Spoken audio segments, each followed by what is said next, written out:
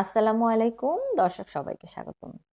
দর্শক, শিশুদের খিচুড়ি খাওয়ানো স্টার্ট করার সময়, অর্থাৎ একদম ছোট শিশুদের খিচুড়ি খাওয়ানো শুরু করার সময় কি ধরনের উপাদান, কি ধরনের সবজি বা কি কি ইনগ্রেডিয়েন্ট আমরা ব্যবহার করব যেন শিশুর কোনো ধরনের হজমের সমস্যা না হয় এবং শিশু যেন পর্যাপ্ত পরিমাণ পুষ্টি পায়, চলুন সে সম্পর্কে আজকে জেনে নেই। সাধারণত আমরা ভাত খাওয়ার জন্য যে চালটা ব্যবহার করি, যেই সেদ্ধ চালটা ব্যবহার করি, শিশুদের খিচুড়ির ক্ষেত্রেও সাধারণত ভাতের এই চালটাই আপনারা ব্যবহার করবেন। আমরা নিজেরা যেটা খাই, মানে আপনি যেটা খাচ্ছেন আপনার শিশুকেও সেই চালটাই দিবেন। বিভিন্ন ধরনের সহজপাচ্য সবজিগুলো এই সময় শিশুদের খিচুড়িতে দিতে হবে, যেমন লাউ, কুমড়া, মিষ্টি কুমড়া, কাঁচা পেঁপে, গাজর, টমেটো, আলু ইত্যাদি। অল্প পরিমাণে লাল শাক এবং পালং শাকটা কিন্তু আপনারা শিশুর খিচুড়িতে দিতে পারেন। যেহেতু খিচুড়িতে সবজি দেওয়ার ব্যাপারগুলো আসলো, সেহেতু আপনাদেরকে একটা বিষয় জানিয়ে রাখছি যে অনেক সময় অনেকে করে, অনেকে একটা কাজ করে ফেলেন, সেটা হচ্ছে আপনারা 4, 5 বা 6 ধরনের সবজিও, শাকসবজিও একসাথে শিশুর খিচুড়িতে দিয়ে ফেলেন। এই কাজটা কখনো করবেন না, এতে কিন্তু শিশুর হজমের শক্তি, হজম শক্তিটা কমে যেতে পারে, হজমের সমস্যা হতে পারে। সে সঠিকভাবে তার শরীর পুষ্টি উপাদানগুলো গ্রহণ নাও করতে পারে। আপনারা, যেহেতু শিশু ছোট এবং সে নতুন বিভিন্ন সবজির সাথে তার শরীর পরিচিত হচ্ছে, সেক্ষেত্রে আপনারা 2 থেকে 3 প্রকারের, সর্বোচ্চ 3 প্রকারের সবজি, এই সহজ পাচ্য সবজিগুলো কিন্তু আপনারা ব্যবহার করবেন। অতিরিক্ত বিভিন্ন ধরনের সবজি না দিয়ে আপনারা 2 থেকে 3 ধরনের সবজি ব্যবহার করবেন। এবার আসে খিচুড়িতে ডাল দেওয়ার প্রসঙ্গে। অনেক শিশুর কিন্তু ডালে অ্যালার্জি থাকে।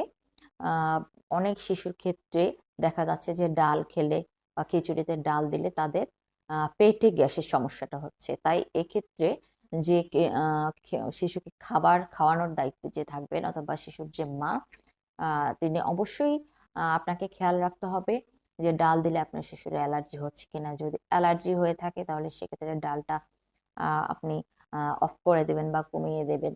আর যদি তার কোনো অ্যালার্জিক প্রবলেম না হয়, পেটের সমস্যা না হয়, তাহলে আপনি আহ, উম, ডালটা অবশ্যই আপনার খিচুড়িতে দিবেন।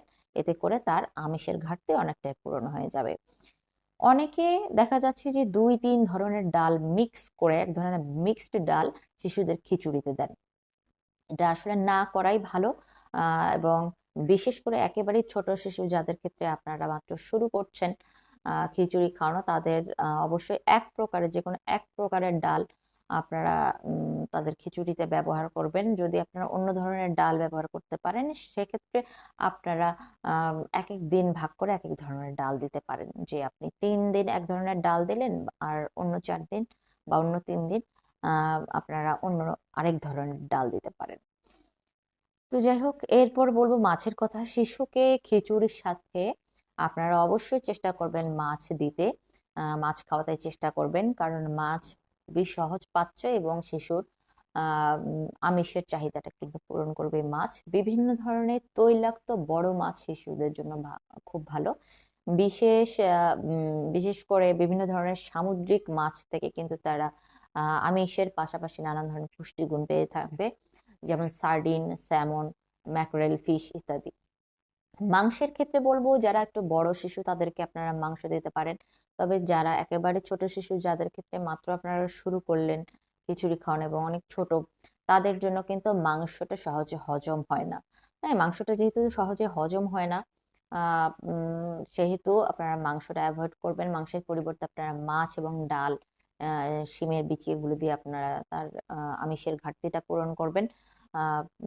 মাংসটা আহ আপনারা শিশুকে দেবেন যখন শিশু একটু বড় হবে তখন। তো যাই হোক, আরেকটা ব্যাপার জানাচ্ছি যে খাবারের পর, খাবার খাওয়ার পর রঙিন ফল খেলে কিন্তু শিশুদের হজম শক্তিটা বৃদ্ধি পায়। যেমন পাকা আম, পাকা পেঁপে, পাকা কলা, তারপরে কমলা, কমলার জুস, এগুলো কিন্তু হজম শক্তি বৃদ্ধি করে খাবারের পর খেলে। তো যাই হোক দর্শক, অবশ্যই শিশুদের ক্ষেত্রে, শিশুদের খিচুড়ি খাওয়ানোর ক্ষেত্রে এই বিষয়গুলো আপনাদের অবশ্যই মাথায় রাখতে হবে। অবশ্যই সহজপাচ্য খাবারগুলো দিতে হবে, সহজপাচ্য সবজিগুলো দিতে হবে। এবং ছোট শিশুদের ক্ষেত্রে মাংসের পরিবর্তে আপনারা মাছ দেবেন। ডাল অবশ্যই আপনারা এক প্রকারের ডাল দিবেন, এবং সবজির মাত্রাটাও আপনারা সেভাবে হিসেব করে দিবেন। তো যাই হোক দর্শক, সবাই ভালো থাকবেন, সুস্থ থাকবেন। প্রতিটি শিশু আলাদা, তাদের শারীরবৃত্তীয় কাজগুলোতে, শারীরবৃত্তীয় যে ঘটনাগুলো ঘটে এগুলোতে পার্থক্য থাকতে পারে। বিভিন্ন জিনগত বা জেনেটিক কারণে তাদের মধ্যে পার্থক্য থাকতে পারে। প্রতিটি শিশুর খাবার খাওয়ার সিস্টেম এবং তাদের অভ্যাস, তাদের শরীরের ভেতরটা কিন্তু আলাদা রকম হতেই পারে। কাজেই শিশুকে খাবার খাওয়ার ব্যাপারে মাকে সবচেয়ে সচেতন হতে হবে, যিনি খাবার খাওয়াবেন তাকে সবচেয়ে সচেতন হতে হবে, এবং সবসময় খেয়াল রাখতে হবে শিশুর ক্ষেত্রে যে তাকে এই খাবারগুলো খাওয়ানোতে কোনো প্রবলেম হচ্ছে কিনা। দরকার হলে আপনারা একজন পুষ্টিবিদের পরামর্শ নেবেন, দরকার হলে আপনারা এইসব বিষয়ে একটু স্টাডি করবেন, একটু পড়াশোনা করবেন। অবশ্যই আপনার শিশুর সুস্বাস্থ্য, আপনার শিশু আর আপনার শিশুর আহ ভালোটা, আপনার শিশুর খাবারের দিকটা, এবং এই সবকিছু অবশ্যই আপনাকেই খেয়াল রাখতে হবে। ভালো থাকবেন, সুস্থ থাকবেন, দেখা হবে পরবর্তী ভিডিওতে। আসসালামু আলাইকুম।